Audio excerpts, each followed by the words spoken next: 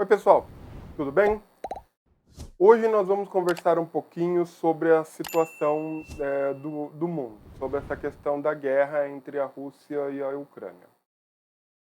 Eu tenho percebido, principalmente em manifestações pela imprensa e em conversa com algumas pessoas, que elas não entendem o porquê que o Brasil não toma um partido na guerra. Ou seja, é, algumas pessoas acham que o Brasil deve obrigatoriamente escolher se defende a Ucrânia ou se defende a Rússia. Mas devemos levar em consideração uma coisa muito importante. O governo, pelo menos o executivo, ele não pode tomar esse tipo de partido. Mas por quê? Para a gente entender isso, nós temos que fazer um pequeno, digamos assim, apanhado histórico. O Brasil, ele tem uma Constituição que é extremamente garantista. Ou seja, uma Constituição que garante muitos direitos à população. Inclusive, há críticas, porque alguns autores, doutrinadores, acham que essa Constituição extremamente permissiva a torna flexível demais. Mas não é o caso. O que nós temos que lembrar é que em 31 de março de 1964 irrompe no Brasil o regime militar. Esse regime, ele durou até basicamente 79, se é que a gente pode dizer assim. Em 85 acontece a primeira eleição para presidente da República. Então, o que nós temos que pensar? Bom, vamos voltar rapidinho. Em 1967, o general Costa e Silva, ele fecha o Congresso Nacional, ele institui estado de sítio, ele caça mandados de prefeitos e governadores e proíbe a realização de reuniões. Ou seja, o Brasil estava vivendo uma situação em que ou você apenas trabalhava, acordava, trabalhava, voltava para casa, ou você era considerado um dissidente. Bom, calma, vamos lá. Em 1974, já bastante tempo depois, o general Ernesto Geisel ele começa uma abertura política que ele mesmo chamou de lenta, gradual e segura. Mas, como vantagem nessa época, ele revoga o tão famigerado AI-5. Então, os direitos e garantias individuais voltam a existir no Brasil. E aí você vai me dizer o seguinte, tá, eu já disse, 1985 acabou, né, com a eleição de Tancredo Neves. Aí você fala, o que isso tem a ver com a guerra entre Ucrânia e Rússia? Simples. Se você olhar o preâmbulo da Constituição, todos sabemos que o preâmbulo não é norma, não é lei, mas ele direciona a interpretação da Constituição.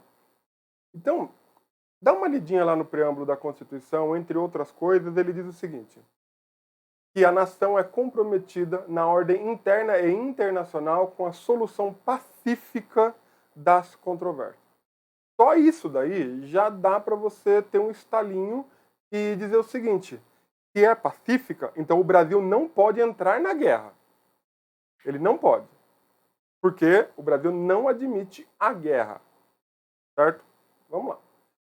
Como se não bastasse, no artigo 4º da própria Constituição, nós temos lá que a República Federativa do Brasil rege-se nas suas relações internacionais pelos seguintes princípios. Independência nacional.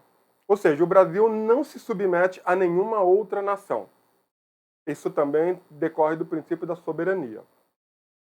Segundo, prevalência dos direitos humanos. É nesse ponto em que o Brasil ele se apega para, digamos assim, condenar a intervenção, mas não fazer parte da guerra. Como assim? O seguinte, foi o que o Brasil fez. Ele repudiou a agressão armada, mas ele se manteve numa posição de neutralidade. No Conselho de Segurança da ONU, o Brasil votou a favor das sanções à Rússia, mas ele não disse que apoia a Ucrânia. O Brasil não disse que vai mandar tropas para a Ucrânia, certo? claro, leva-se em consideração todo um complexo geopolítico. Ou seja, a Rússia compra produtos nossos e nós compramos produtos da Rússia. A Ucrânia também tem comércio com o Brasil. Então, não é tão simples assim escolher um lado. E ainda mais por quê? Porque o Brasil também deve respeitar a autodeterminação dos povos. Qual seja, a autodeterminação que a Rússia tem, pelos motivos próprios dela, de entrar em guerra com a Ucrânia. Pode parecer estranho, mas justamente o que está lá no inciso 4º, que é a não intervenção, é essa questão. O Brasil não vai intervir nos assuntos internos de nenhum outro país e não permite que nenhum outro país assim o faça. Recentemente, quase aconteceu a denúncia do artigo da Convenção Internacional dos Consulados, se eu não me engano, em que o Brasil dizia que o ministro, o embaixador da China estava se envolvendo em assuntos internos. Quase, não chegou a ser. A troca aconteceu antes dessa denúncia. Mas ainda assim, lembre-se que o Brasil ele repudia o terrorismo e o racismo. Só que não está escrito ali que ele repudia a guerra. Porque o Brasil ele nunca vai interferir em assuntos internos dos outros países. Muita atenção nisso. Certo? A igualdade entre os povos e a defesa da paz. Olha só, a defesa da paz é o que o Brasil tem feito o tempo todo. Ao se manter em estado de neutralidade, ele consegue tentar articular os lados. Tanto que seria possível que o Brasil sediasse uma tentativa de conciliação, mas, nesse caso, optaram pela reunião em Belarus. Por que Belarus? Porque é onde o Putin se sente seguro, certo? Estão tentando uma conciliação? Então, até esse momento que eu gravo esse vídeo, pelo menos não saiu nenhuma resolução, certo? A cooperação entre os povos para o progresso da humanidade, que faz parte do Brasil entrar na OCDE, Mercosul, e essas coisas aí para tentar integrar melhor o comércio e tal. E, finalmente, a concessão de asilo político.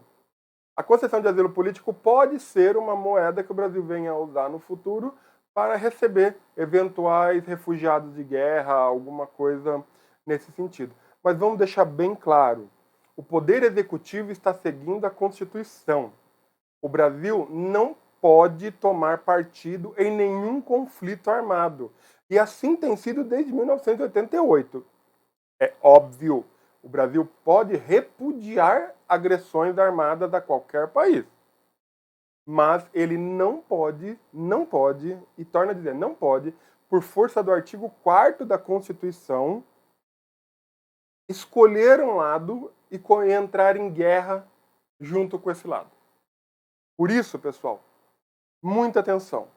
Quando formos falar sobre nossa intenção de escolher um lado, é uma opinião própria. Mas o Brasil, como Estado soberano, já tem as regras definidas desde 1988. E não cabe ao Executivo entrar ou sair de determinado conflito armado. Por quê?